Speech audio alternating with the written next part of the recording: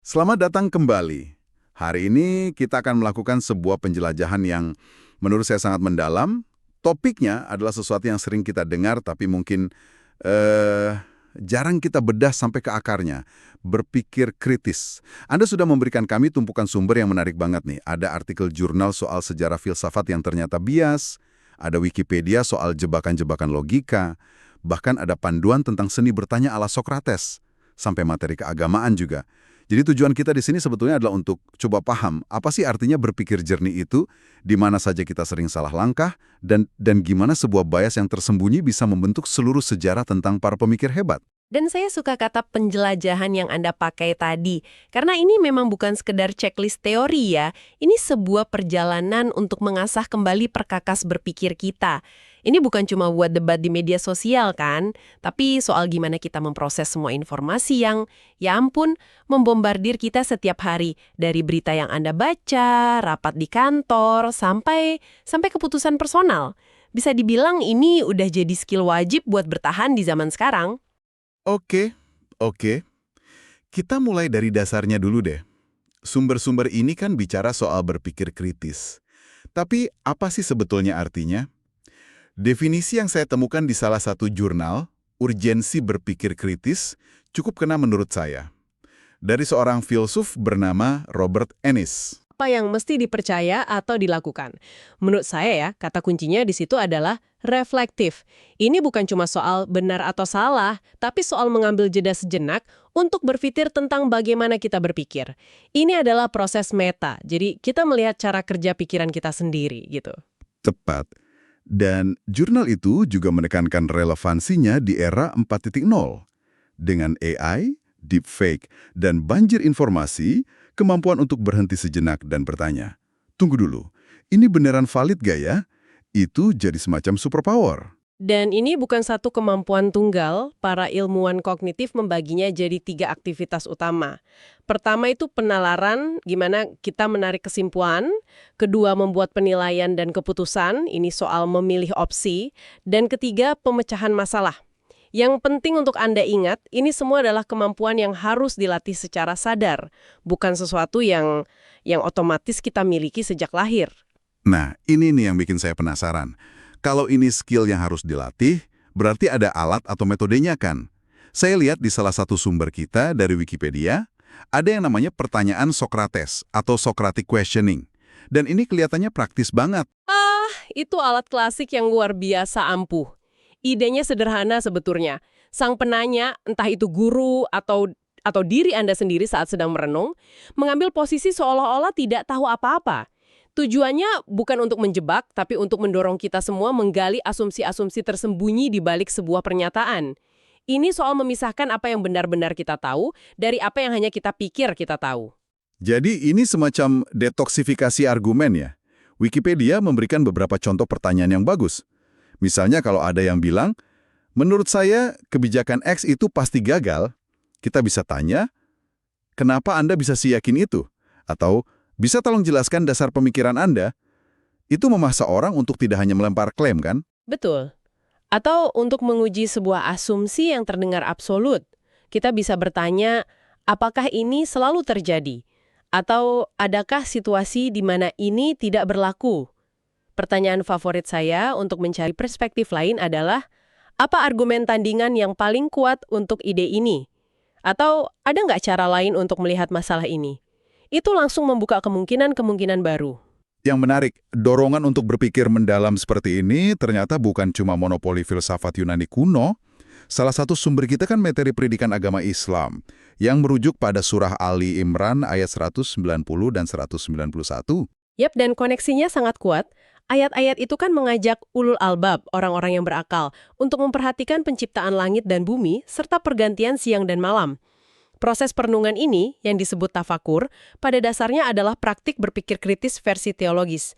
Menggunakan observasi dan akal untuk mencari makna yang lebih dalam di balik fenomena alam, dan akhirnya sampai pada kesimpulan bahwa semua ini tidak sia-sia. Sama seperti Sokrates, ini adalah ajakan untuk tidak menerima dunia apa adanya, tapi secara aktif memikirkannya. Oke, jadi kita punya alatnya, seperti pertanyaan Sokrates dan tafakur. Tapi jujur aja, berpikir jernih itu kan susah. Rasanya gampang sekali kita salah langkah atau tergelincir dalam berargumen. Sumber kita dari Wikipedia ini punya daftar jebakan yang sering kita temui kan? Betul, mereka menyebutnya logical fallacies atau kesesatan logika. Dan ini penting, karena jebakan ini seringkali terdengar sangat meyakinkan kalau kita tidak hati-hati. Wikipedia membaginya jadi dua jenis utama. Ada kesesatan formal, ini lebih teknis, soal struktur argumen yang cacat.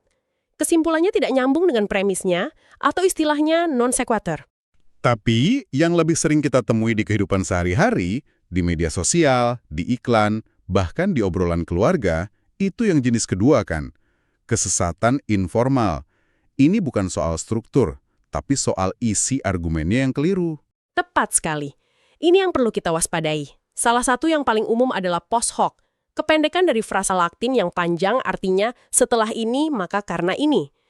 Ini adalah kesalahan menghubungkan sebab akibat. Hanya karena B terjadi setelah A. Kita langsung lompat ke kesimpulan bahwa A pasti penyebab B. Ini sering sekali. Contoh klasiknya kan, kemarin saya makan roti lapis, terus hari ini saya sakit perut. Wah, pasti gara-gara roti lapis itu. Padahal bisa jadi karena hal lain sama sekali. Tapi karena urutannya berdekatan, pikiran kita langsung membuat jalan pintas. Persis. Lalu ada generalisasi terburu-buru atau hasty generalization. Ini adalah biangnya stereotip. Kita bertemu satu atau dua orang dari suatu daerah yang menyebalkan, lalu kita simpulkan, semua orang dari daerah itu memang begitu. Padahal sampel kita sangat tidak cukup untuk membuat kesimpulan sebesar itu. Ada lagi yang sering dipakai di debat-debat kusir. Namanya manusia jerami atau strawman. Bisa tolong jelaskan lagi? Soalnya ini agak licik. Ini memang taktik yang licik. Bayangkan Anda berdebat dengan saya. Alih-alih menyerang argumen saya yang sebenarnya, Anda justru membuat versi argumen saya yang lebih lemah, lebih konyol, atau lebih ekstrim seperti membuat orang-orangan sawah dari jerami. Lalu Anda menyerang dan merobohkan manusia jerami itu dengan mudah. Anda terlihat menang, padahal Anda tidak pernah menyentuh argumen saya yang asli. Wah, itu terjadi setiap hari di internet. Lalu ada analogi palsu atau false analogy, membandingkan dua hal yang sebenarnya tidak sebanding. Sering disebut juga kesesatan apel dan jeruk. Mungkin awalnya terdengar cerdas, tapi kalau dipikir lagi, perbedaannya terlalu fundamental sehingga perbandingannya jadi tidak relevan. Memicu rentetan kejadian B, C, D, dan berakhir di bencana besar Z. Padahal, tidak ada jaminan rentetan itu akan terjadi. Argumen ini mengabaikan fakta bahwa kita bisa berhenti di tengah jalan. Oke. Ini menarik. Kita sudah bahas kesalahan-kesalahan spesifik dalam sebuah argumen. Tapi sumber kita yang dari jurnal Making the History of Philosophy ini menunjukkan sesuatu yang jauh lebih besar. Bagaimana kalau ada satu kesesatan, raksasa, sebuah kesesatan pengabaian yang membentuk cara kita memandang sebuah bidang ilmu selama ribuan tahun? Argumen bahwa sejarah filsafat yang kita kenal secara sistematis bersifat patriarkal. Bukan karena kebetulan tidak ada filsuf perempuan, tapi karena mereka secara aktif dikecualikan dan dihapus dari kanon. Kanon itu daftar para pemikir agung yang dianggap penting dan wajib dipelajari. Ini adalah fallacy of omission dalam skala peradaban. Buktinya benar-benar bikin kaget. Artikel itu menyebutkan fakta ini. Encyclopedia of Philosophy, edisi tahun 1967. Isinya ada lebih dari 900 entry tentang para filsuf. Coba tebak, berapa entry untuk filsuf perempuan? 0, kosong, tidak ada satupun. Dan ini bukan anomali. Kita lihat sumber lain, halaman Wikipedia tentang buku legendaris Bertrand Russell, A History of Western Philosophy. Daftar isinya mencakup semua nama yang kita hafal di sekolah. Thales, Plato, Aristoteles, Agustinus, Aquinas, Descartes, Kant, semuanya laki-laki. Ini bukan untuk menyalahkan Russell ya, tapi ini cerminan sempurna bagaimana sebuah kanon yang bias diwariskan dari generasi ke generasi. Mari kita perbaiki sedikit sejarah itu sekarang. Coba kita sebutkan beberapa nama yang seharusnya ada di buku-buku itu. Di Yunani kuno misalnya, ada Aspasia dari Miletus. Ini luar biasa. Di dialog Plato, Sokrates sendiri mengakui bahwa Aspasia adalah gurunya dalam hal retorika, guru dari Sokrates. Betul. Dan jangan lupakan Diotima dari Mantinia. Dia adalah figur sentral di dialog Plato yang paling terkenal tentang cinta, Simposium. Seluruh teori tentang hakikat cinta atau eros yang dijelaskan Socrates dalam dialog itu, dia katakan berasal dari ajaran Diotima. Jadi, salah satu konsep paling fundamental dalam filsafat barat, ternyata idenya datang dari seorang perempuan. Lalu ada Hypatia dari Alexandria, seorang matematikawan, astronom, dan filsuf neoplatonis brilliant yang dibunuh massa karena pemikirannya dianggap sesat. Dan ini bukan cuma fenomena barat. Di India kuno, sumber kita menyebutkan nama Gargi Vachaknavi. Dia muncul dalam teks Upanishad, berdebat secara publik dengan Resi Agung Yajnavalkya. Dia tidak takut melontarkan pertanyaan-pertanyaan metafisika yang paling sulit dan mendalam. Ada juga Sulaba, seorang yogini atau pertapa perempuan pengembara. Kisahnya ada di epos Mahabharata, di mana dia terlibat dalam debat filosofis dengan Raja Janaka tentang kesadaran, hakikat diri, dan apakah perempuan bisa mencapai pencerahan setara dengan laki-laki. Ini argumen yang sangat radikan untuk zamannya. Mungkin yang paling membuat saya tercengang adalah para teri, para biarawati senior dalam tradisi Buddha awal. Mereka secara kolektif menulis Terigata, sebuah kumpulan puisi filosofis. Menurut sumber kita, karya ini, yang berasal dari sekitar abad ke-6 hingga ke-8 sebelum Masehi, adalah dokumen tulisan tangan oleh perempuan tertua di dunia yang berhasil ditemukan. Karya sastra dan filsafat yang usianya ribuan tahun dan nyaris tak pernah kita dengar. Ini membawa kita ke pertanyaan krusial, jadi apa dampaknya? Ini bukan cuma soal keadilan atau representasi loh. Pengecualian ini secara fundamental mengubah jenis pertanyaan yang dianggap penting dalam filsafat. Etika tradisional yang ditulis oleh laki-laki seperti Immanuel Kant cenderung fokus pada nalar abstrak dan kewajiban universal. Tapi seringkali abai terhadap isu-isu konkret seperti relasi kuasa, penindasan, atau pengalaman emosional dalam kehidupan sehari-hari.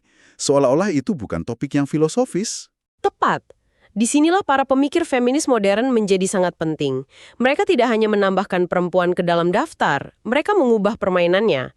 Mary Wollstonecraft di abad ke-18 dengan A Vindication of the Rights of Women sudah berargumen bahwa nalar bukanlah domain laki-laki dan perempuan berhak atas pendidikan yang setara. Lalu di abad ke-20 ada Simone de Beauvoir.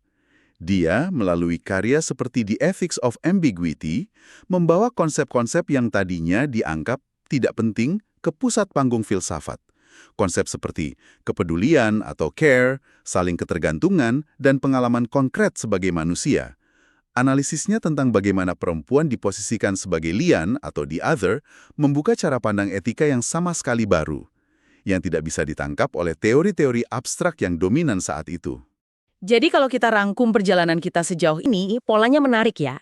Kita mulai dari alat-alat untuk berpikir jernih, lalu kita melihat jebakan-jebakan kecil yang bisa membuat penalaran kita tergelincir, dan di akhir kita menggunakan alat-alat itu untuk melihat gambaran yang jauh lebih besar.